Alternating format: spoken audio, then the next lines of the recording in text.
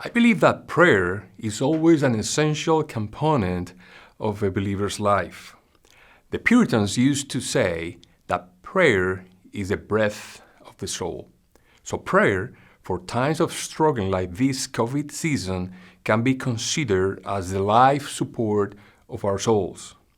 Throughout his earthly life, Jesus modeled how essential prayer was.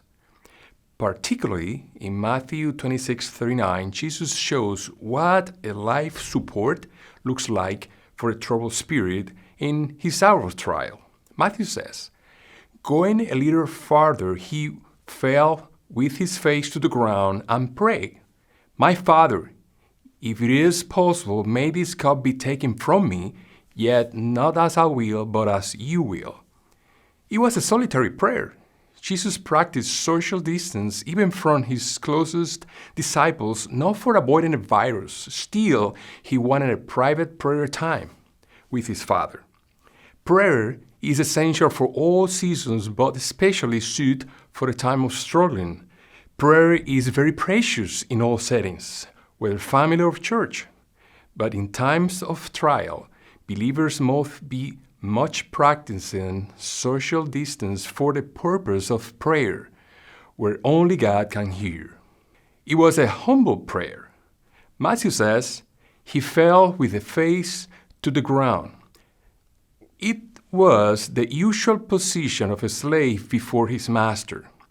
Jesus' aptitude tells tons of how one should approach God. We should not be exacting, challenging, or demanding, but supplicant abased ourselves up to the dust. It was filial prayer. Jesus said, "My Father," even though God the Father put him in such distress, Jesus still addressed him as his Father. Men sin against God with the right hand every day.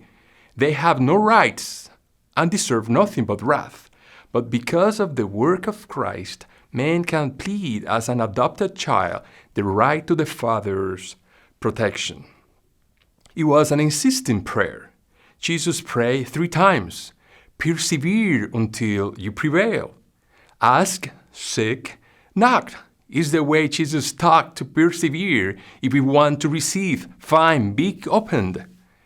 Continue in prayer and watching the same to be back with thanksgiving.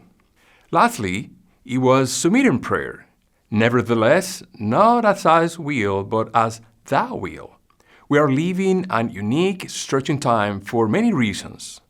If we believe that God's will always is good, wise, and perfect, it is so even in COVID season. Let's trust God's will determine what, when, and how to grant and what to withhold from our prayers. Meanwhile, let's pray earnestly, importunately, yet with humility and resignation, abandoned to the Father's will.